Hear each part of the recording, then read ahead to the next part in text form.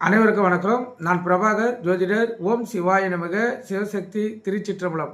இன்று பிறந்த நாள் காணும் அனைவருக்கும் வாழ்த்துக்கள். அதே போல இன்று திருமண நாள் காணும் அனைவருக்கும் வாழ்த்துக்கள்.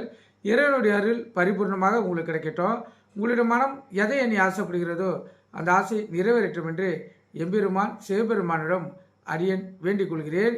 இப்போ நான் என்ன சொல்ல போறேன்னா, எந்த லக்கணமாக இருந்தாலும் குரு 2ஆம் இடத்தில் இருந்தால் ஒரு ஜாதகருக்கு என்ன பலன் நடக்குது கருத்து சொல்கிறேன். கருத்து கொண்டு நீங்கள் பயன்பெறுங்க.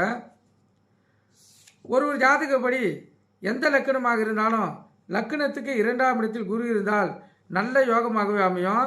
2ஆம் இடம் தனம், குடும்பம், வாக்கு, அடிப்படை கல்வி போன்றவற்றை குறிக்கின்றன.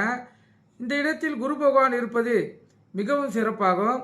இருந்த போதிலும் தனித்த குரு இருக்கும் இடத்தை கெடுப்பார் என்று ஜோதிட கருத்து ஏற்ப நற்பலன்களில் மந்த நிலை ஏற்படும். ஆனாலும் தனக்காரனான குரு பகவான் 2ஆம் இடத்தில் இருப்பதால் பண வருமானம், பொன் பொருள் ஆபரண சேர்க்கை எந்த தடையும் அந்த ஜாதகருக்கு இருக்காது.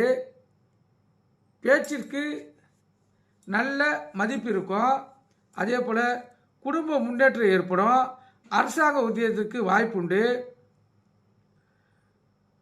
அதே போல் தொழில் முன்னேற்றம் இருக்கும். வாயினால் செய்கின்ற தொழில் சிறப்பான பலன் அவருக்கு தரும். அதாவது ஆசிரியர் தொழில், ஜோதிட நாணம், பட்டிமன்றம், பிறருக்கு அறிவுரை வழங்குதல் போன்ற தொழில்கள் ஜாதகருக்கு சிறப்பான பலனை தரும். பாராட்டுகளும் பரிசுகளும் பெற்றுத்தரும்.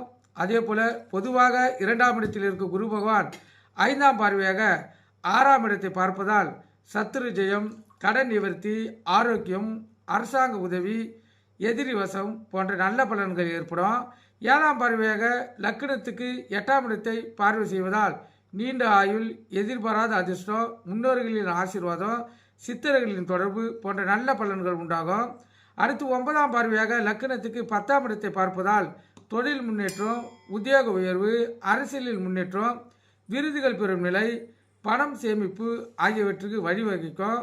பதவி, புகழ், ராஜ வாழ்க்கை போன்ற உன்னதமான நல்ல பலன்களை வாழ்க்கையில் பெற முடியும். நீங்கள் கருத்து கொண்டு பயன்பெறுங்க. நன்றி, வணக்கம். வாழ்க வளமுடன்.